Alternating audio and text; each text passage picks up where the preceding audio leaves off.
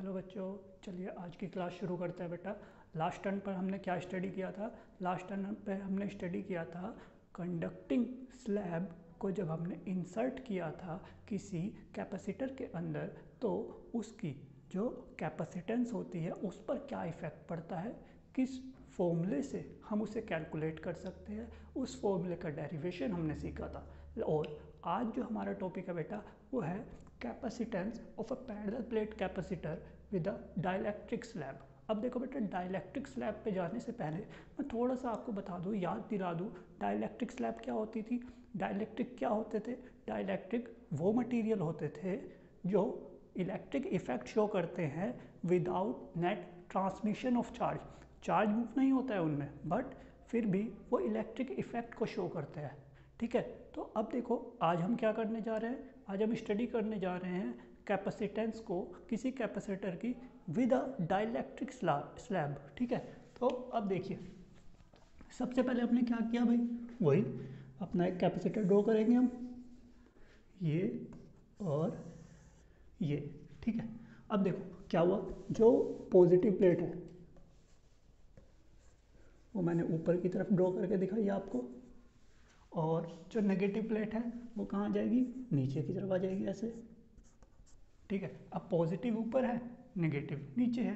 अब कैपेसिटर आपका याद होगा, कैपेसिटर की दोनों प्लेट के बीच का सेपरेशन जो मैंने लास्ट वीडियो में लिया था वो क्या था, डी। ठीक है, अब लास्ट वीडियो में सेपरेशन डी आ गया। जब सेपरेशन डी आ गया है, अब मुझे क्या इंसर्ट करना है, एक डाइलेक्ट्रिक स्लैब इंसर्ट करनी है।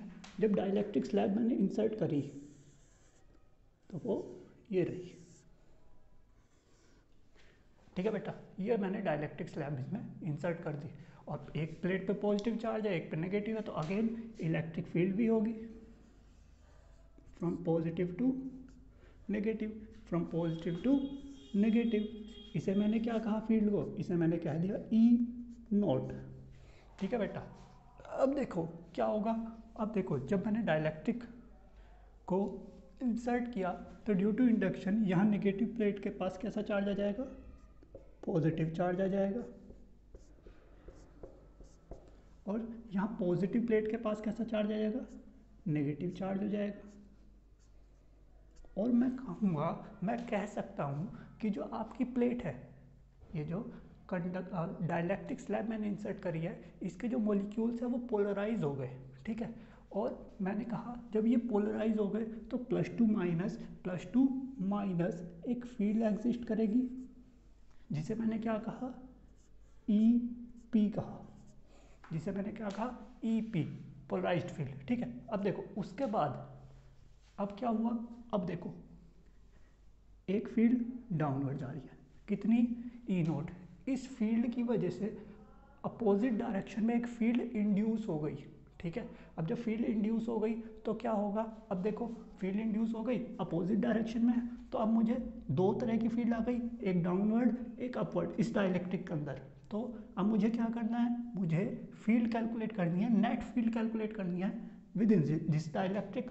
तो देखो नेट फील्ड क्या हो जाएगी, मैंने कहा वो नेट फील्ड ई है, तो ई किसके इक्वल हो जाएगी, E naught minus E P, E is equal to E naught minus E P. ठीक है बेटा, ये हो जाएगी। अब देखो ये तो आ गई फील्ड, और ये हमने समझ लिया डायग्राम।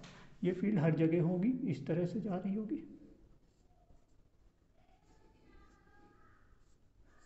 है ना, सेम इस तरह।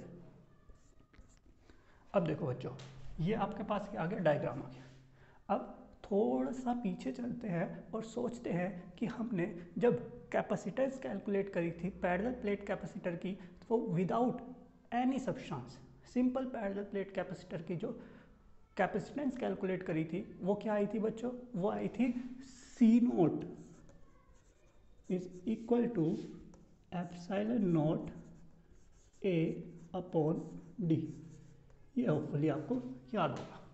ठीक है, अब देखो, अब मुझे क्या कैलकुलेट करना है, मुझे तो इस कैपेसिटर को, कैपेसिटर्स की कैपेसिटेंस विद डाइलेक्ट्रिक कैलकुलेट करनी है। तो उसके लिए क्या होगा बेटा, सबसे पहले मुझे पोटेंशियल कैलकुलेट करना पड़ेगा। तो पोटेंशियल डिफरेंस बिटवीन प्लेट्स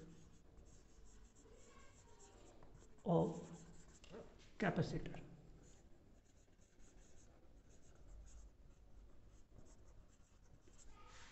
कितना हो जाएगा बेटा?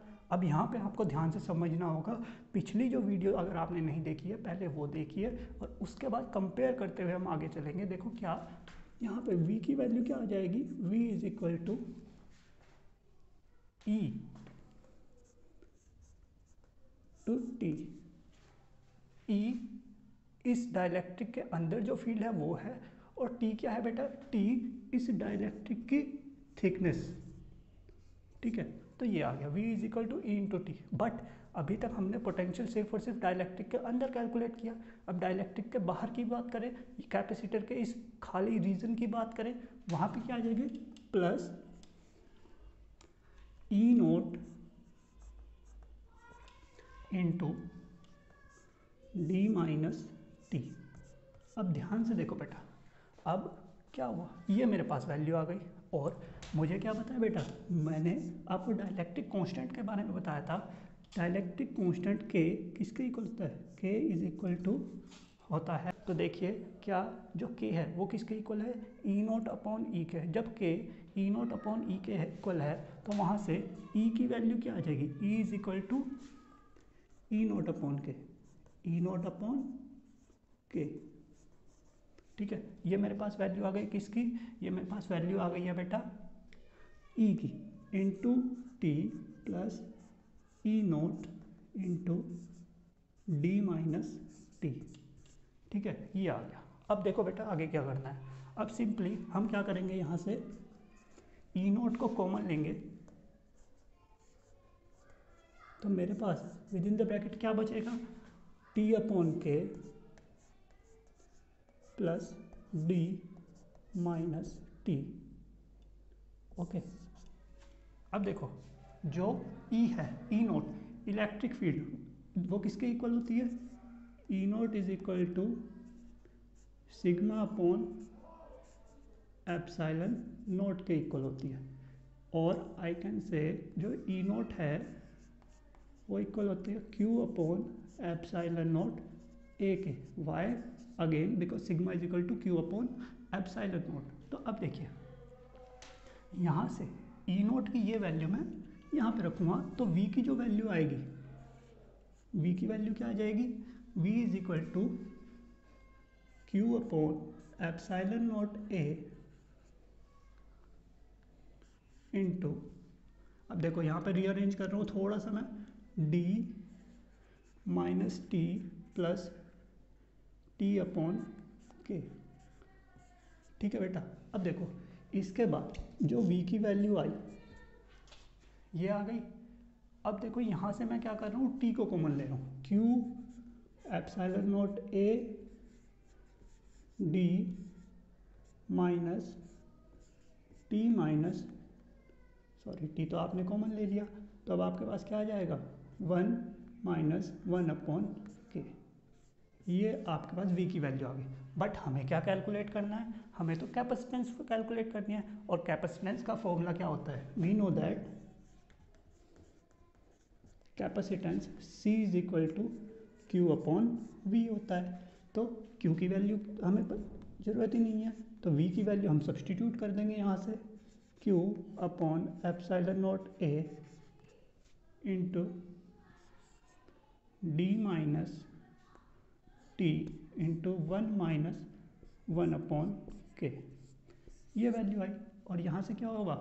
Q से Q आपका कैंसिल हो जाएगा, यहाँ पे Q से ये वाले Q से ये कैंसिल, तो आपके पास क्या बचेगा? Epsilon note A upon D minus T into 1 plus minus 1 upon K। ये आपके पास एक कैपेसिटर की कैपेसिटेंस के लिए एक्सप्रेशन आ गया है विद अ डाइलेक्ट्रिक स्लैब। तो इस तरह से हमने देखो बिल्कुल सेम मेथड ऑप्ट किया है जो हमने लास्ट डेरिवेशन में किया था, प्लस क्या किया? सिर्फ और सिर्फ ये E into t. Why? Because inside the dielectric field exist करती है, और सिर्फ वही चीज लाए, बाकी सारा आपका मैथमेटिकल प्रोसेस था। तो इस तरह से हमने एक्सप्रेशन फाइंड आउट किया एक डाइलेक्ट्रिक स्लैब के लिए। एक डाइलेक्ट्रिक स्लैब के को इंसर्ट करने पर किसी कैपेसिटर की कैपेसिटेंस पर क्या इफेक्ट पड़ता है, उसके लिए हमने एक्सप्रेशन फाइंड आउट करा। ठीक है बच्चों, तो आज की क्लास को इतना ही रखते हैं, बाकी मिलते हैं आपसे अगली वीडियो में। ओके बेटा।